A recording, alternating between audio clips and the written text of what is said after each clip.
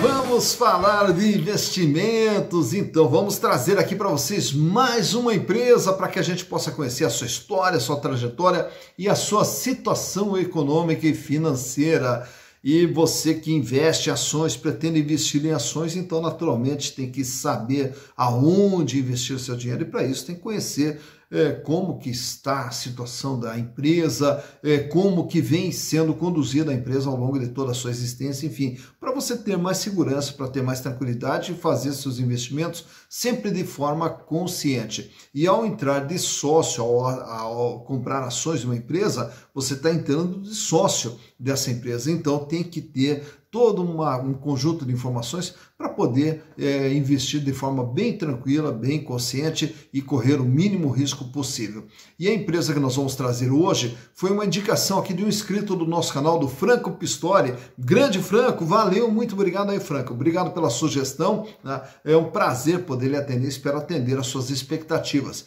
E também, caso você queira aí uma outra empresa que a gente analise, é fácil. Basta entrar aqui, ó, no canal Silas Degraf. Entra aí no canal, aproveita também, já dá o seu like e também já ative a sinetinha das notificações para estar sempre recebendo as informações das empresas que a gente está disponibilizando aqui para vocês, né? E aí, com certeza, para nós aqui é um prazer poder levar todas essas informações para vocês. Afinal de contas, o canal Silas Degraf é feito para você. E a empresa que nós vamos tratar hoje é uma mega empresa, né? É o maior banco privado do Brasil, que é o Banco Itaú Unibanco S.A., né?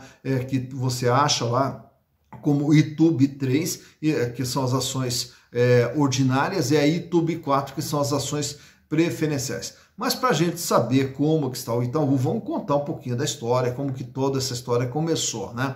E aí, então, vamos começar. São duas histórias que vão se unir ao longo do tempo. Então vamos começar por uma delas. Vamos começar pela história de João Moreira Salles. João Moreira Salles, ele era filho de um comerciante lá de Poços de Caldas, né? E aí tinha lá uma casa de secos e molhados, e o João Moreira Salles, querendo fazer os seus estudos, teria que estudar lá em São Paulo. E só para vocês terem uma ideia, isso no ano lá na década de 1910, né? E aí ele, para estudar, ele teve que ir de a pé 100 quilômetros de a pé até chegar em São Paulo, onde ele iria fazer os seus estudos.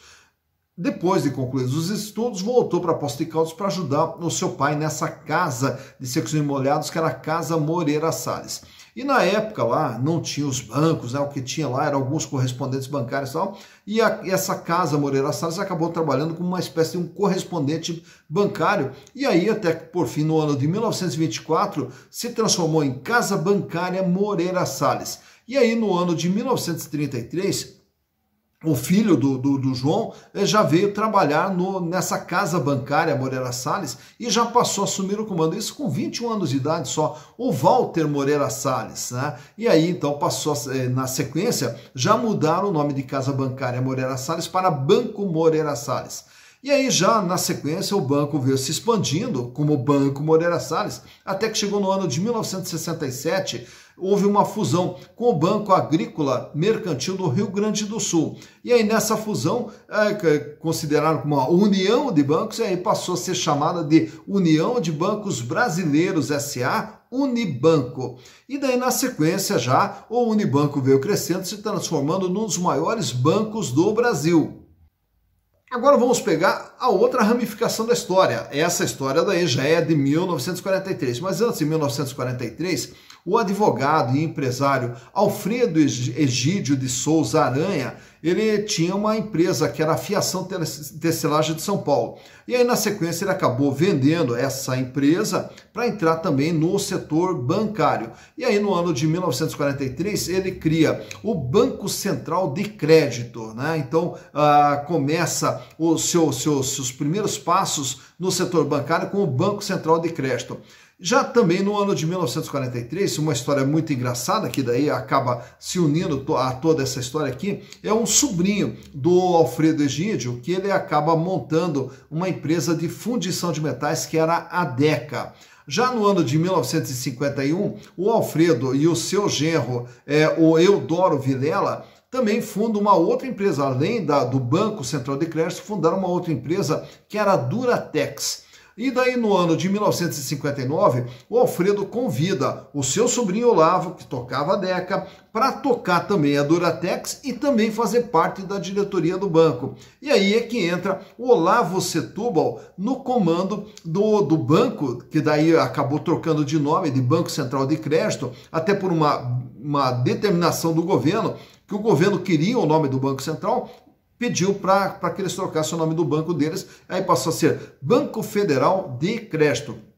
No ano de 1961, aí começa toda uma expansão desse Banco Federal de Crédito ao começar um processo de aquisições de diversos outros bancos, começando pelo Banco Paulista do Comércio. Aí no ano de 1964 ocorre uma fusão com o banco lá de Minas Gerais, Banco Itaú de Minas, né? E aí eles fazem essa fusão e aí esse banco passa a ser chamado Banco Federal Itaú, né? E aí na sequência, em 1969, compra o Banco da América, depois daí compra em 1970 o Banco Aliança. No ano de 1973, daí passa a utilizar o nome apenas Banco Itaú, o nome esse que está sendo utilizado até hoje. Na década de 90, então aí foi uma chuva de aquisições. E aí o Banco Itaú, na época até com as privatizações dos bancos, veio comprando uma série de bancos. Comprou o Banerj, comprou o Banco do Estado de Goiás, comprou o Banco do Estado do Paraná, comprou o Benge, comprou Bandeirantes, comprou também Banco Nacional, apesar que o Banco Bandeirantes e Nacional não eram bancos estaduais, mas também foram adquiridos pelo Banco Itaú, e aí o Banco Itaú também se transformou nesse gigante que é hoje. Até que chega também outro financeira, que daí eles compraram também, foi a Fininvest também, não esquecendo também da Fininvest. E aí no ano de 2008, aí sim é que ocorre a grande fusão. Aí o Itaú com o Unibanco se unem e formam um novo banco, o Banco Itaú Unibanco Holding, se tornando o maior banco privado brasileiro. Então tá aí as histórias, duas histórias que acabam se fundindo e transformando esse gigante do setor financeiro brasileiro. Mas para que a gente possa conhecer como é que está a situação do Banco Itaú Unibanco Holding, né? E deixa eu só lembrar também. Mas e o Itaúsa, como é que era? É que o Itaúsa é a holding que é dona do Banco Itaú, né? Então, só para a gente entender, existe uma empresa chamada Itaúsa e aí existe o Banco Itaú. O Banco Itaú é uma empresa da Itaúsa, assim como a Duratex, né? Assim como a Deca, todos eles são empresas, né, da Itaúsa, mas cada um é uma empresa e o que nós estamos tratando hoje é do Banco Itaú, né? Então vamos conhecer através dos balanços de 2018, 2019, 2020 e do primeiro semestre de 2021, que também os números já estão disponíveis. Então vamos aos números. Então aqui estamos com as demonstrações contábeis do Itaú Unibanco Holding S.A. referentes aos exercícios de 2018, 2019 e 2020 e também já o do primeiro semestre de 2021. Então as informações aqui bem atualizadinhas aí para você saber como é que está a situação do Itaú Unibanco Holding. E já de antemão já vou lhes dizendo aqui para se prepararem para números cavalares, né? Números gigantes. Então todos esses números que nós vamos tratar para vocês aqui, a gente já começa a falar na casa de R$ 1 trilhão, né?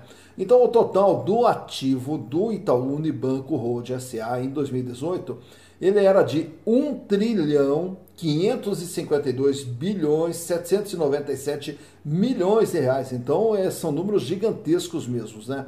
E de todo esse valor que estava aqui dentro do ativo, conjunto de bens e direitos do Banco Itaú, 1 trilhão 514 bilhões de reais é a capital de giro. Por quê? Porque o banco, na verdade, ele não tem máquinas, equipamentos, não precisa de grandes estruturas, o que ele precisa é justamente de dinheiro para fazer a movimentação, e é o que ele tem. Então, um capital de giro de 1 trilhão 514 bilhões de reais, que corresponde a 97,5% de tudo aquilo que o banco tem. Ele tinha em caixa 37 bilhões 159 milhões de reais. E ativos financeiros, que são valores que ele também tem para receber dos seus clientes, que está na sua carteira, 1 trilhão 424 bilhões de reais, né?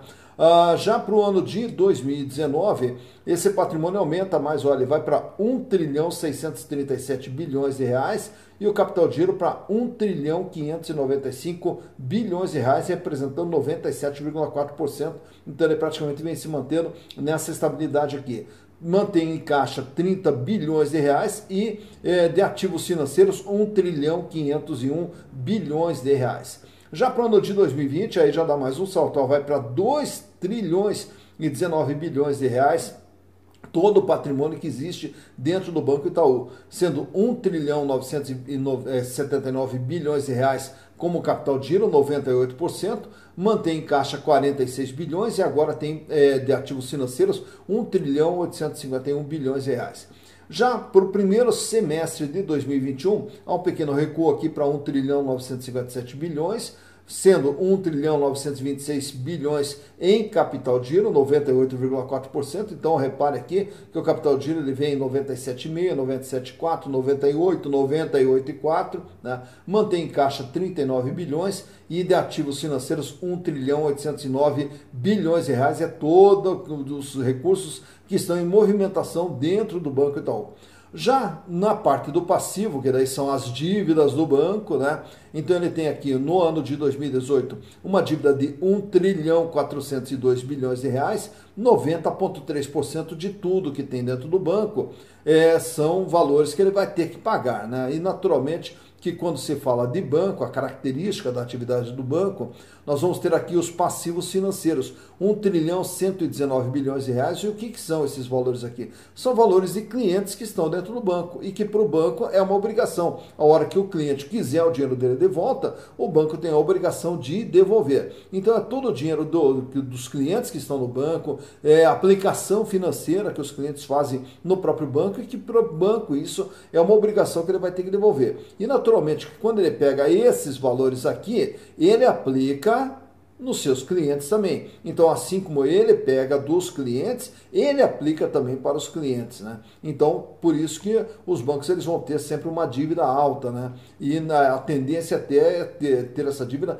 cada vez mais alta, porque à medida que tiver mais clientes depositando no banco, mais dívida o banco vai ter com esses clientes. E aí já no ano de 2019, o endividamento vai para 1 trilhão 488 bilhões de reais, que corresponde a 90,9%, sendo que o peso aqui é sempre os passivos financeiros e naturalmente que temos aqui também as provisões que o banco constitui, né? Já para o ano de 2020, esse endividamento vai para 1 trilhão 864 bilhões, com 92,3%. Continua aqui, ó, passivos financeiros, 1 trilhão 495 bilhões. E para os 6 primeiros meses do ano de 2021, a dívida agora fecha em 1 trilhão 802 bilhões de reais, sendo que 1 trilhão 435 são os chamados passivos financeiros. Então, lembrando mais uma vez que o endividamento no banco não preocupa, né, esse endividamento alto, porque justamente são clientes que depositam dinheiro no banco e o banco assume a obrigação de devolver para esses clientes a hora que eles se requisitarem. E aí o banco tem que fazer o quê? Botar esse dinheiro para girar, né, e para poder gerar renda desses recursos aí. E vamos ver então a renda que o banco cria. Daí são as receitas de intermediação financeira, que no ano de 2018 fechou em 174 bilhões de reais. No ano de 2019 aumentou para 193 bilhões de reais. 2020, o ano da pandemia, 173 bilhões de reais de faturamento, de receita de intermediação financeira. E nos 6 primeiros meses do ano, aí está com apenas 60 bilhões de reais, né? Agora, em termos de resultado, o Banco Itaú, o Unibanco, tiveram um lucro em 2018 de 25 bilhões, 639 milhões, com uma margem de 14,7%. Em 2019, um lucro de 27 bilhões, 813 milhões, com uma margem de 14,4%, e nesse último ano aqui, 15 bilhões de lucro, com uma margem de 8,7%, então um resultado muito abaixo do que o banco geralmente vem operando. Já nesses 6 primeiros meses do ano, a gente observa aqui, ó, um lucro de 14 bilhões, então só em 6 meses de 2021, o Banco Itaú praticamente já ganhou o que ganhou no ano passado inteiro. Então já projetando aqui para esse ano de 2021, que o Banco Itaú venha a ter um lucro perto dos 30 bilhões de reais e operando com uma margem de 24,7%. Então tá aqui, você conheceu os números, né, todos os números gigantescos, como acabei de mostrar para vocês, e naturalmente os lucros também do banco são lucros também gigantescos. Então estão aí as informações financeiras do Banco Itaú Unibanco Holding S.A. Tá então conhecido, né, a situação, a história e também a situação econômica e financeira do Banco Itaú Unibanco Holding S.A. Itub 3 e Itub 4, né? E agora com essas informações, aí você vai ver se vale a pena, se não vale a pena investir, comprar ações do Banco Itaú, né? Porque quando a ideia de comprar as ações, o que é? É fazer investimento, né? E para que é esse investimento? O investimento é justamente para você ter uma tranquilidade no futuro, para que você tenha os teus recursos e o teu patrimônio crescendo cada vez mais, pensando talvez até lá na velhice, para você ter uma velhice mais digna, uma velhice com mais qualidade de vida, e para tanto a gente tem que plantar para um dia poder colher. E a ideia de comprar ações de empresas é justamente investimento para você ir guardando esse dinheiro, né? E claro que você pode movimentar, comprar e vender ações é outra situação, mas o importante o que é? É guardar dinheiro para o futuro, para que chegue lá na frente todos nós possamos ter uma dignidade na nossa vida, que a gente possa ter uma vida cada vez melhor, né? Então, só pode colher quem um dia plantou. E comprar ações é uma maneira de você ir jogando sementes para um dia você ter bastante coisas para colher. Dito isso, bons investimentos para você!